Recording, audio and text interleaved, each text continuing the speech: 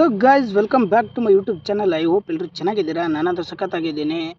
ಇವತ್ತು ಲಾಗ್ನ ಸ್ಟಾರ್ಟ್ ಮಾಡ್ತಾ ಇರೋದು ಮನೆ ಹತ್ರ ಕೂತ್ಕೊಂಡು. ಏನಕ್ಕೆ ಇವತ್ತು ಹೊರಗಡೆ ಹೋಗಲಿಲ್ಲ ಅಂತ ಹೇಳ್ತೀನಿ. ಫಸ್ಟು ನಿನ್ನೆ ಹೋಗಿರುವಂಥ ಕೆಲಸ ಏನಾಯಿತು, ಯಾಕೆ ಆ ಕೆಲಸನ ನಾನು ಇವತ್ತು ಟ್ರೈನಿಂಗ್ ಹೋಗಲಿಲ್ಲ, ಅದೆಲ್ಲ ಮಾತಾಡೋಣ. ಅದಕ್ಕಿಂತ ಮುಂಚೆ ಯಾರಾದರೂ ಚಾನಲನ್ನು ಸಬ್ಸ್ಕ್ರೈಬ್ ಮಾಡ್ಕೊಂಡಿಲ್ಲ ಅಂದರೆ ಸಬ್ಸ್ಕ್ರೈಬ್ ಮಾಡ್ಕೊಳ್ಳಿ ಮತ್ತು ಬೆಲ್ ಐಕನ್ ಮೇಲೆ ಕ್ಲಿಕ್ ಮಾಡಿ. ಹಾಗೆ ವಿಡಿಯೋ ಇಷ್ಟ ಆದರೆ ನಿಮ್ಮ ಫ್ರೆಂಡ್ಸ್ ಮತ್ತು ಫ್ಯಾಮಿಲಿಗೆ ಶೇರ್ ಮಾಡಿ, ಹಾಗೆ ಲೈಕ್ ಮಾಡಿ.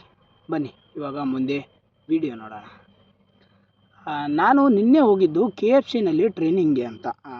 2.5 hours ಎಷ್ಟು ಇದ್ದಿದ್ದು ಟ್ರೈನಿಂಗು. 2ರಿಂದ 2.5 ಗಂಟೆ ಟ್ರೈನಿಂಗ್. ನಾನು ನೋಡಿದ ಮೇಲೆ ನನಗನ್ನಿಸ್ತು ಯಾಕೋ ಬೇಡ, ಈ ಕೆಲಸ ತುಂಬಾ ಹೆವಿ ಆಗುತ್ತೆ, ಅಂದರೆ 3 ಗಂಟೆ 3:30 ಈ ಥರ ಎಲ್ಲ ಟೈಮ್ ಆಗುತ್ತೆ ಅಂತ ಹೇಳಿದ್ರು. ಹೀಗಾಗಿ ನನಗೇನಕ್ಕೂ ಈ ಕೆಲಸ ಬೇಡ ಅಂತ ಅನ್ನಿಸ್ತು. ಹೀಗಾಗಿ ನಾನು ಆ ಕೆಲಸಕ್ಕೆ ಇವತ್ತು ಟ್ರೈನಿಂಗ್ ಹೋಗಲಿಲ್ಲ. ಬರಬೇಕಾದ್ರೆ ಅವರು ಕೂಡ ಅದನ್ನೇ ಹೇಳ್ಕಳಿಸಿದ್ರು, ಡ್ಯೂಟಿ ಹೆವಿ ಆಗುತ್ತೆ, ನಿಮ್ಗೆ ಇಷ್ಟ ಇದ್ದರೆ ಮಾಡಿ, ಇಲ್ಲ ಅಂದರೆ ಬೇಡ, ಏನೋ ಫೋರ್ಸ್ ಇಲ್ಲ ಅಂತ.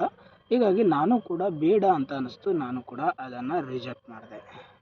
ಏನಕ್ಕೆ ಬೇಡ ಅನ್ನಿಸ್ತು ಅಂದರೆ, ರಾತ್ರಿ 3 ಗಂಟೆ 3:30ವರೆಗೂ ಅಲ್ಲಿ ಡ್ಯೂಟಿ ಮಾಡಿ ಆಮೇಲೆ ನಿದ್ದೆ ಎಲ್ಲ ಕರೆಕ್ಟಾಗಿ ಆಗೋಲ್ಲ, ಹುಷಾರು ತಪ್ಪುತ್ತೆ. ಅವ್ರು ಕೊಡುವಂಥ ಪೇಮೆಂಟು ಬರೀ ನನ್ನ ಊಟ ತಿಂಡಿ ಹೊರಗಡೆ ಓಡಾಡೋದಕ್ಕೆ ಅದಕ್ಕೆ ಖರ್ಚಾಗ್ಬಿಡುತ್ತೆ.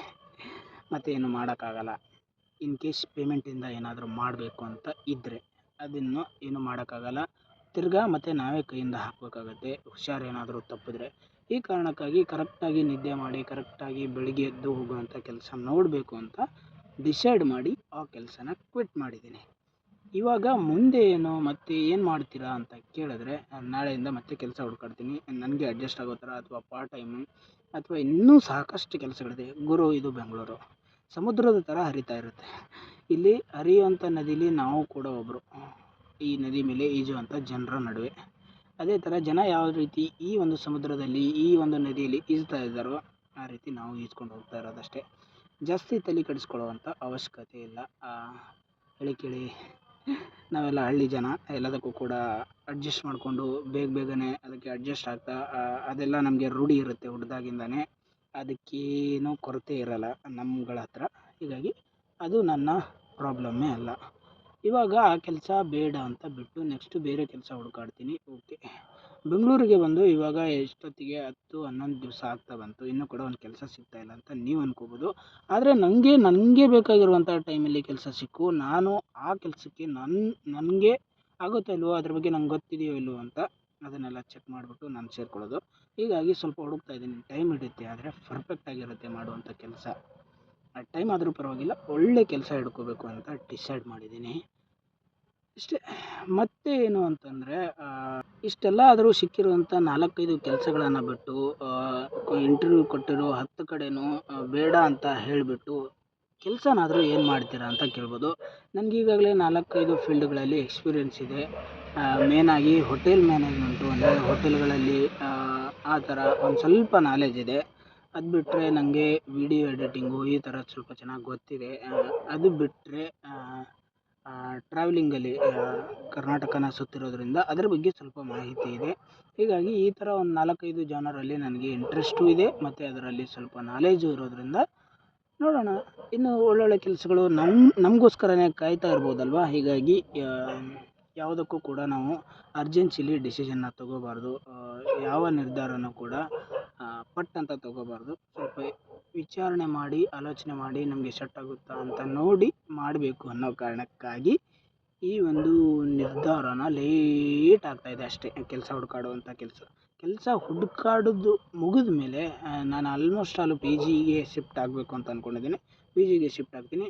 ಆ ಕೆಲಸ ನನ್ನ ಟೈಮ್ಗೆ ಅಡ್ಜಸ್ಟ್ ಆಗೋ ಥರ ಏನೋ ಹುಡುಕಾಡ್ತಾ ಇದ್ದೀನಿ ಅಂದರೆ, ನಿಮಗೆ ಒಳ್ಳೆ ಕಂಟೆಂಟ್ ಕೊಡಬೇಕು, ನಿಮ್ಮನ್ನು ಯಾವತ್ತೂ ಕೂಡ ಎಂಟರ್ಟೈನಿಂದ ಆಚೆ ಇರೋದಕ್ಕೆ ಬಿಡಬಾರ್ದು, ನಿಮ್ಮನ್ನು ಯಾವಾಗಲೂ ನಗಿಸ್ತಾ ಇರಬೇಕು. ಆ ರೀತಿಯಾಗಿರುವಂಥ ಕಂಟೆಂಟ್ಗಳು ಮುಂದೆ ಬರ್ತಾ ಇರುತ್ತೆ.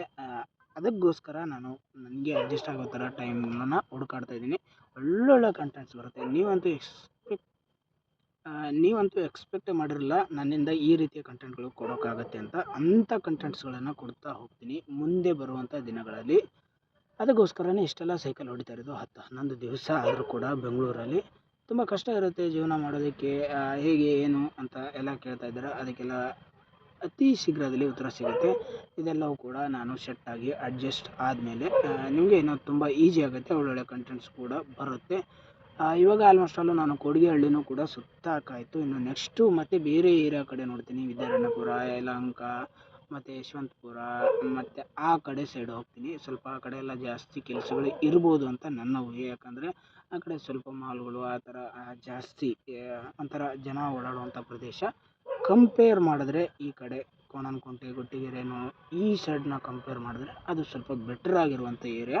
ಮತ್ತು ಮೆಜೆಸ್ಟಿಕ್ಕಿಗೂ ಹತ್ತಿರ ಇರೋದರಿಂದ ಕೆಲಸಗಳಿಗೆ ಕೊರತೆ ಇರೋಲ್ಲ. ಹೀಗಾಗಿ ಆ ಕಡೆ ಹೋಗಿ ಹುಡ್ಕಾಡೋಣ, ಅದ್ರ ಬಗ್ಗೆ ಏನು ತಲೆ ಕೆಡಿಸ್ಕೊಳ್ಳುವಂಥ ಅವಶ್ಯಕತೆ ಇಲ್ಲ. ಐ ಹೋಪು ನನ್ನ ಲಾಗ್ಸು ನಿಮಗೆ ಇಷ್ಟ ಆಗ್ತಾಯಿದೆ ಅಂತ ಅಂದ್ಕೊಂಡಿದ್ದೀನಿ. ಕಮೆಂಟ್ ಬಾಕ್ಸಲ್ಲಿ ಕಮೆಂಟ್ ಮಾಡ್ತಾ ಹೋಗಿ, ಏನು ಇಂಪ್ರೂವ್ಮೆಂಟ್ ಮಾಡ್ಕೋಬೇಕು ಅಥವಾ ನಿಮಗೇನಾದರೂ ಒಂದು ಥಾಟು, ಕಂಟೆಂಟು ಈ ಥರ ಮಾಡಿ ಅಂತ ಅನ್ನಿಸ್ತಾ ಇದ್ದರೆ ಅದನ್ನೆಲ್ಲ ಕಮೆಂಟ್ ಬಾಕ್ಸಲ್ಲಿ ಹಾಕಿ. ಏನಾದರೂ ವೀಡಿಯೋಸ್ನ ಮಾಡಬೇಕು, ರೀಲ್ಸು ಕಂಟೆಂಟ್ ಏನಾದರೂ ಗೊತ್ತಿದ್ದರೆ ಅದನ್ನು ಕೂಡ ಟೈಪ್ ಮಾಡಿ ಕಮೆಂಟ್ ಬಾಕ್ಸಲ್ಲಿ ಹಾಕಿ. ಅದರ ಮೇಲೆ ನಾನು ವೀಡಿಯೋಸ್ನ ಕೂಡ ಮಾಡಿ ನಿಮ್ಮ ಮುಂದೆ ತರೋ ಪ್ರಯತ್ನ ಮಾಡ್ತೀನಿ.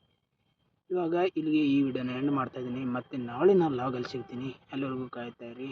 ಟೇಕ್ ಕೇರ್, ಬಾಯ್. ನಾಳಿನ ಲಾಗಲ್ಲಿ ತುಂಬಾ ಚೆನ್ನಾಗಿರುತ್ತೆ, ತುಂಬಾ ಮಸ್ತಾಗಿರುತ್ತೆ ನಾಳಿನ ಲಾಗು. ಯಾರು ಕೂಡ ಮಿಸ್ ಮಾಡ್ಕೊಳಕ್ಕೆ ಹೋಗಬೇಡಿ.